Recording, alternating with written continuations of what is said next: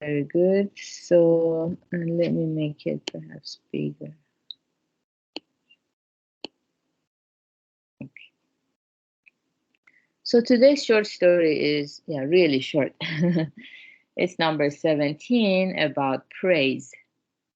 Praise from one person you respect is worth more than praise from tens of thousands you do not.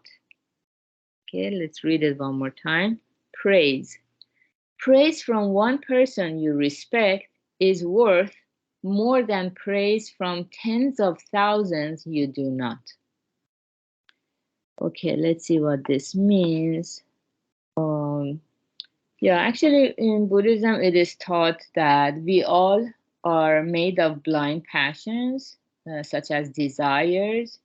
We have desire for food, desire for money, desire for praise or recognition and validation, desire for relationships, and desire for sleep and leisure. These are known as the five desires that Buddha teaches all humans have. And actually, this desire for praise or respect or validation, acknowledgement is very strong in all of us. And so most people, they live in order to fulfill these desires. And if they find some friends or family members, people who praise them, it translates into a lot of happiness for them. However, if the praise is not coming from people you don't have respect for, it doesn't mean to you that much. So I think this is now about your values in life. What do you stand for in life? So in Buddhism, we are encouraged to examine our lives and our minds and ask ourselves, why do I live every day? What is my life's purpose? What do I stand for? Because if I don't stand for something, I will fall for everything.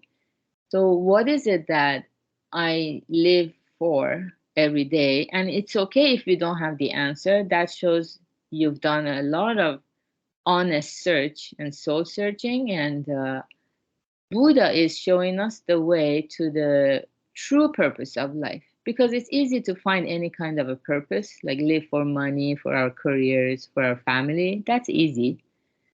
But the problem is if we gain a lot of respect from those areas, but if our values are not aligned with those areas, we're not going to get the fulfillment in the heart that we deserve and we're truly looking for. So, values.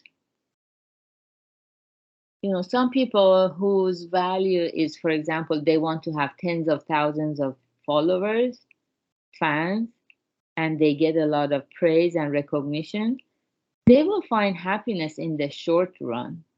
But as we all know, those same thousands of people, they can easily change their mind and go the other way. Then that person who was getting all that accolades and praise, they feel they're left with nothing.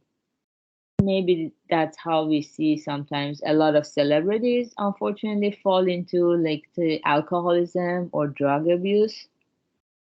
It's a big society problem right now, especially in Los Angeles. We hear a lot about those things. So it shows how unreliable it is.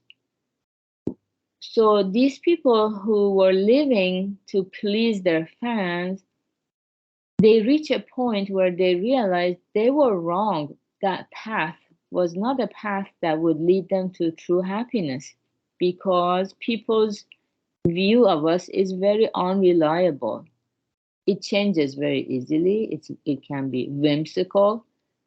And therefore, those people, celebrities, might come to realize that, oh, why was I seeking for praise from these tens of thousands of people that now I don't even have respect for? So who can we have respect for in life? What is our values in life? What do we stand for? So unless we meditate on this, contemplate these questions, and listen to the Dharma to find a clear answer, then it's difficult to really grasp the meaning here. So Buddha is teaching us that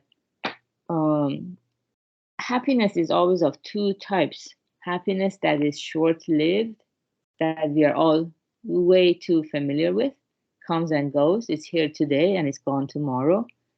And there are all these people around us who are pulling us in all these different directions, promising happiness. But of course, it's short lived happiness.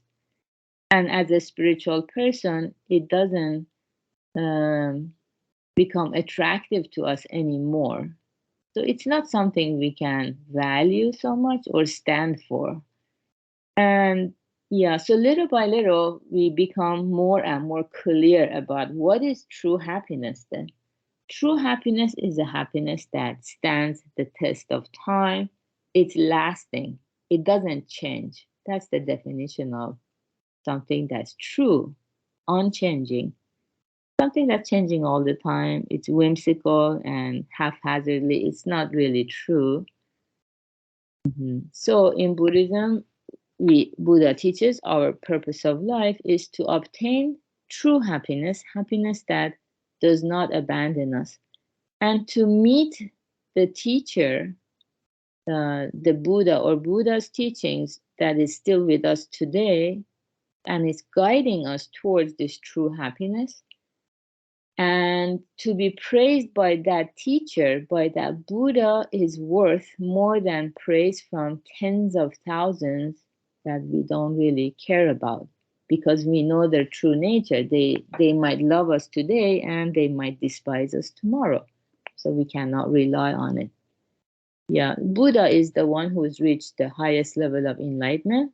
We learn in our classes how there are 52 levels of enlightenment.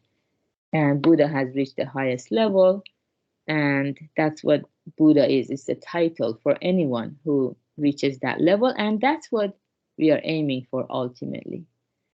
So definitely being here, you're quite praiseworthy. Good job for being honest and truthful about what is genuine happiness and what it's not.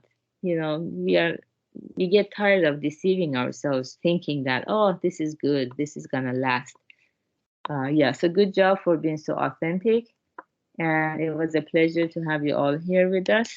And today's Friday, so we're going to have Purpose and Meaning Lab at 3 p.m. Pacific time, and hope to see you there.